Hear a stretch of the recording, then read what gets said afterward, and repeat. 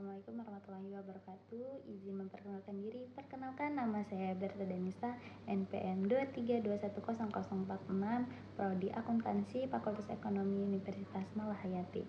Tujuan saya membuat video ini, saya akan mempresentasikan sebuah mata kuliah, yaitu auditing dengan dosen pengampu Bapak Muhammad Lutfi, SMSI, dengan judul Prosedur Analitis. Kalian pernah terpikir nggak bagaimana auditor bisa tahu ada angka yang janggal di dalam laporan keuangan hanya melihat dari pola dan perbandingan data loh. Nah, teknik inilah yang disebut teknik prosedur analitis, dan teknik ini sudah diatur dalam Standar Audit 520 Revisi 2021 yang akan saya jelaskan di video ini. Prosedur analitis 520 Revisi 2021 adalah salah satu prosedur penting yang mengatur bagaimana auditor menganalisis hubungan antara angka di dalam laporan keuangan. Dalam presentasi ini, saya akan menjelaskan konsep dasar, tujuan, serta penerapan prosedur analitis secara sederhana. Prosedur analisis adalah teknik auditor untuk menilai data keuangan dengan membandingkan dan menilai hubungan dengan data lain. Misalnya, melihat laporan tahun ini dan laporan tahun lalu, membandingkan realisasi dengan anggaran, serta melihat beban gaji apakah sesuai dengan jumlah karyawan.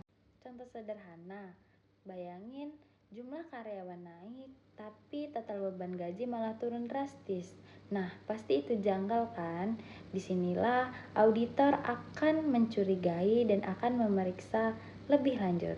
Definisi prosedur analisis itu yang ada dua. Yang pertama yaitu evaluasi informasi keuangan melalui analisis hubungan antar data keuangan dan non-keuangan. Yang kedua yaitu termasuk investigasi atau fluktuasi atau juga hubungan yang tidak konsisten dengan informasi lain dan menyimpang secara signifikan dari ekspektasi. Tujuan utama standar audit 520. Ada dua tujuan utama standar audit. Yang pertama, memberikan bukti audit yang relevan dan andal ketika prosedur analisis digunakan untuk pengujian substantif. Yang kedua, membantu auditor di tahap akhir audit untuk memastikan laporan keuangan sudah konsisten dengan pemahaman auditor tentang kondisi perusahaan. Investigasi perbedaan signifikan. Jika ditemukan fluktuasi atau hubungan yang tidak wajar, maka auditor harus yang pertama yaitu meminta penjelasan kepada pihak manajemen, yang kedua yaitu mengumpulkan bukti audit pendukung, dan yang ketiga yaitu melakukan prosedur audit tambahan jika penjelasan tidak memadai. Pertimbangan resiko dan materialitas. Yang pertama yaitu semakin tinggi risiko salah saji, semakin kecil toleransi perbedaan. Yang kedua yaitu materialitas mempengaruhi batas variasi yang dapat diterima. Yang ketiga yaitu prosedur analisis harus cukup kuat untuk mendeteksi salah saji material. Ketika auditor menggunakan analisis sebagai pengujian substantif, ada 4 langkah penting. Yang pertama yaitu menentukan apakah prosedur analisis cocok untuk asersi yang diuji.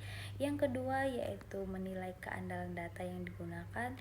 Yang ketiga yaitu membuat ekspektasi angka dan menilai apakah itu cukup akurat. Yang keempat yaitu menentukan batas selisih yang masih wajar sebelum perlu investigasi lebih dalam. Prosedur analisis di akhir audit. Di tahap akhir audit, auditor juga harus melakukan analisis keseluruhan.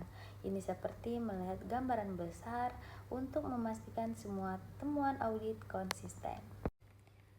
Prosedur analisis di akhir audit juga itu dilaksanakan menjelang akhir audit, membantu auditor menilai apakah laporan keuangan konsisten, masuk akal, sesuai dengan pemahaman mengenai entitas, dan berfungsi sebagai tinjauan keseluruhan atau overall review. Sekian video presentasi saya akhiri. Wassalamualaikum warahmatullahi wabarakatuh. Thank you for watching.